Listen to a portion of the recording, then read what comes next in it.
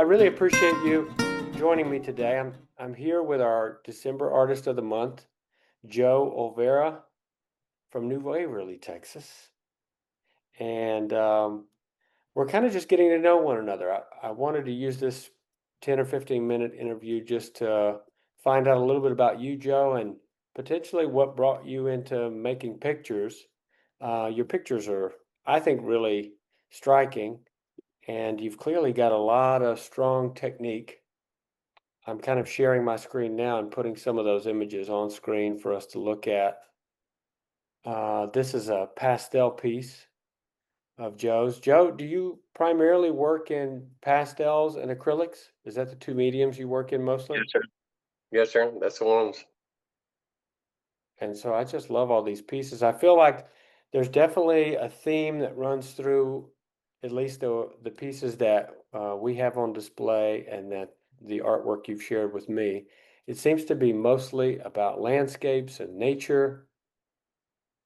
And maybe you could tell me a little bit about why that's your subject matter, why you tend to kind of make art in this vein, or why you enjoy making landscapes.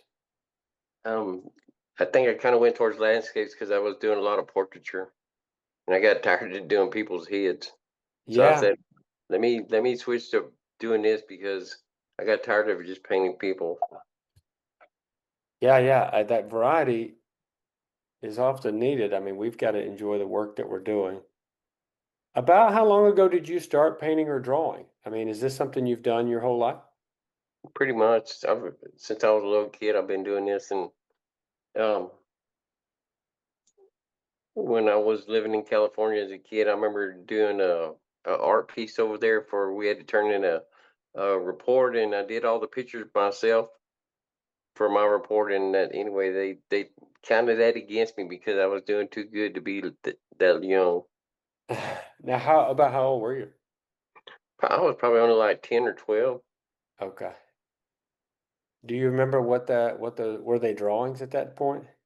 Yes, Do you remember what the drawings were?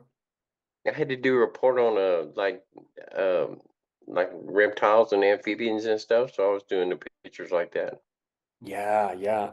I used to love doing those really technical, like animals. Right.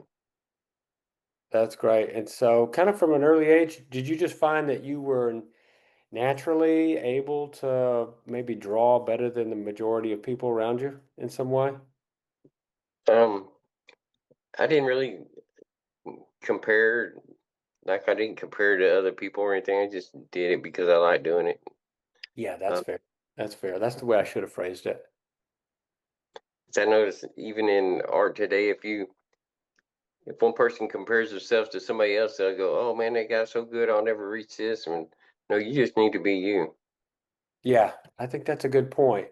Maybe the direction I was trying to frame that question was, did you find that you were kind of naturally interested in pushing yourself with your art Well, to make pictures? yeah. When I reached a certain point, and well, I'm trying to think of how to phrase this. When um, when I had an accident, and anyway, I felt like this was my ticket out of where I was. Hmm. Now, you talk about an accident. Could you give me just a little bit of background on that? I'm not familiar. Um, I got hurt in a chemical accident. About how old were you then, Joe? No, I was a young man. I was only like about 26. Oh, wow. Yeah. So they said it was trying to, how doctors use such big words. But Sure. anyway, what it came down to was the frontal lobe of my brain got injured. Hmm. And you said that art was maybe some like in some way your way out. What do Like you mean? I could use it to come back to um, instead of being using it. I never tried to use what happened as a disability. Hmm. I just felt I could use this as a way to. Once I seen that I could do this, and I wanted to learn more and more, I just felt like this was a way I could maybe use it to come back in to be like a part of what everybody else is doing every day. Yeah, yeah, yeah. An opportunity in some way. I like that. I like that. Well, I feel like I can see a lot of that in your work. And boy, I mean, we'd love to see some portraits maybe at some point in the future, but I totally get that we need to mix it up from time to time.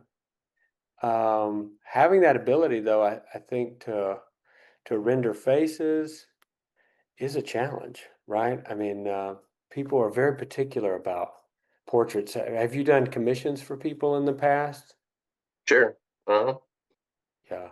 I think the smallest one I ever had to do was at, and it's no kidding. They got the lady brought me pictures of it. One was of her son, and his head was about the size of a like on a penny, Oh, and I just a had to tiny try to bit. yeah, I had to try to pull it out of that size to put on a sheet of paper. Yeah, man, I've done that too. That is a challenge, and people sometimes will bring you like really pixelated photos or something, and you're like, Yeah. what? It's kind of hard to tell how they look. Yeah, Yeah. So I mean, you're guessing, and uh, on some of this, you're just trying to see and guess at what's right. So when right. you see it, finally show it to them, they'll let you know if it's right or wrong. Yeah, you're right. I mean, outside of, I mean, faces and hands, those are the things, that people supposedly just because we see them on our own and we're kind of looking so intensely at them, we judge them whether we know it or not. uh, Yes. in th- in that way. Just kind of, I don't think it's meant as a negative judgment. It's just something that we feel like we know and we understand. Yeah. So, Do you so feel like landscapes are kind of similar in some ways? Do you make these landscapes up, or are these kind of from a reference picture, or some is from a picture I might have seen, but then I don't go back to it. I just use what's in my head. yeah, So uh, some from imagination, some of them from places we've been, some from places that maybe we stayed overnight or something. yeah. Yeah, I like that. I like that. It's a collection of different things, memories maybe. yeah. Uh, So I seen a guy that was on the YouTube, and I really love to watch him because he is so awesome. He calls himself the mad charcoalist. okay. And I love to watch him paint because it's just so painterly, and he just does some great, phenomenal work. Now, when you say this term painterly, some people may know what that means. What does that mean to you, though? To me, it means he's when he starts his painting, he's not per se drawing the face. He's just going in lines Mm, and like just drawing lines, and then he kind of gets the idea where he's going, and then he starts blocking in the eyes, blocking in the mouth, and he's just using straight charcoal. And he's working around the head, shaping the head and stuff, and then he comes back and uses the eraser to blot out different highlights.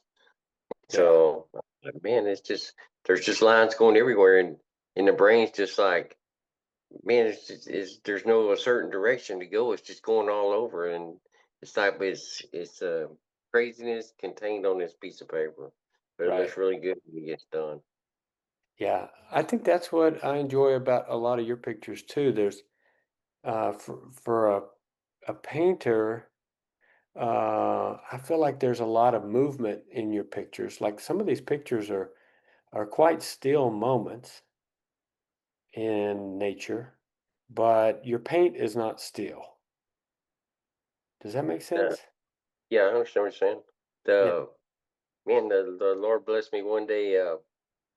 I was I was with my pop, but anyway, it was cold, and we were out in the middle of nothing, and we were pulling a trailer and had to do something, and anyway, I got back there, and it had finished raining, but the sun had opened up through the one part of this cloud. And it was just like everything I was hearing, everything I was seeing was just a part of. I was just a part of it, and it just was just an awesome moment at that time. And I'll yeah, never forget that. And that's probably 15, 20 years ago, but that moment I still have it. yeah, that's great. So you feel like some moments that you personally had in nature have just awesome, kind of like you've been in awe or you've been really struck by those moments and I'm like, um, man, I love Jesus with all my heart. So everything I see is what he does. So when sure. I see the things that he created, I'm like, my goodness, I'm just in awe of the things that he made and the beauty that's in those things and what he, it's just interesting to see the way that they go and what they do. Yeah. And so I just try to look at the beauty for that. I agree. I feel like your pictures in particular, I can tell you spend a lot of time trying to capture the light in your Yes, sir. picture. And The Well, it goes back to how you were taught. So one of the things the lady I took from a lot of different people, and she always told me to take what you like from this particular artist that's teaching you and apply it to your book. So there's some things that they did that I liked, and some things that they did that I didn't like. So I just used the things that I liked and kept adding to what I already knew. yeah, yeah, I like that. I mean, it kind of allows us to, yeah, to pull from reference, but also kind of insert our own take on a situation or, I mean, Sure. especially landscape. Landscape just has such a history in art itself. So there's been a lot of landscapes painted, but it's like, how can you Well, make it your own? they had this new paper. Well, it's not new. It's just new to me. It's been out for a while, but I've never used it. It's a sandpaper. It's called U Art makes this paper. It's like in 400 grit. It comes in different grit. So I used it once before, but it's been way long ago. But I finally found where I could get it, and I bought some, and I've been using it. I really like this paper, and uh, it catches a lot of the pigment of the paint. And so Oh, you could cool. do a lot of different things and not have to use and paint everything as you would on just a regular sheet of paper. Oh, okay. All right. So this is like it'll hold acrylic even. Yeah. Well, you can with this particular paper, you can block in the darks because there's no light without dark. So you can Sure. block in the darks, and you can actually take 70% alcohol and they'll spray it and let it run. I don't know if Oh, you ever had a class like this, but I had one teacher that he just loved to have you use just alizarin crimson and turpin and terp and just put it on the canvas and let it run, turn it upside down, do whatever. And when you got done putting color in there and it was really thin, it's just a thin wash, then just stand back and look and see what you see that from the designs that's on that canvas and pull it out. And he give you oh, 15 minutes to pull it out. So you didn't have much time to mess around. that's And a good exercise. Yeah. yeah, and it was a lot of fun, and there was a lot of great paintings that came from those things of just doing that. Right. Yeah. That's almost like a composition challenge in some way, right? Can you find the Yes, composition? sir. I love it. Right. I love it. That's So cool. Where I have enjoyed you that. where have you studied or who have you studied with kind of along the years, Joe? Because it seems like you've really been pursuing this and kind of sought out others to take workshops from and learn from and listen to. I started in uh, Kingwood. Actually, I started in Cleveland, but then it ended up moving down to Kingwood. And the lady that taught me, mean, she used to holler numbers. And pastels have numbers on them, and so what she would do is I would ask her. I would just ask her a question because I wanted to know, and she would just holler numbers out to me. And after a while, even in my dream, I was hearing these numbers. So it was just crazy. I said, even to this day, I still hear her telling me numbers of different colors to use. And Yeah, so she yeah. would show me whatever now, and I would hear those numbers, and those numbers just stuck. So anyway, I started taking down there, and then I started taking from different teachers that were through the art league down there. Then I Okay. started taking from a guy in Houston um, that was he was just a phenomenal artist, and anyway, he ended up passing away. But anyway, I got an opportunity to take from him for a little while, so I enjoyed the things that he taught me, He's, all the things that he showed us, and he's the one who, uh, he's one of the ones that showed me about light.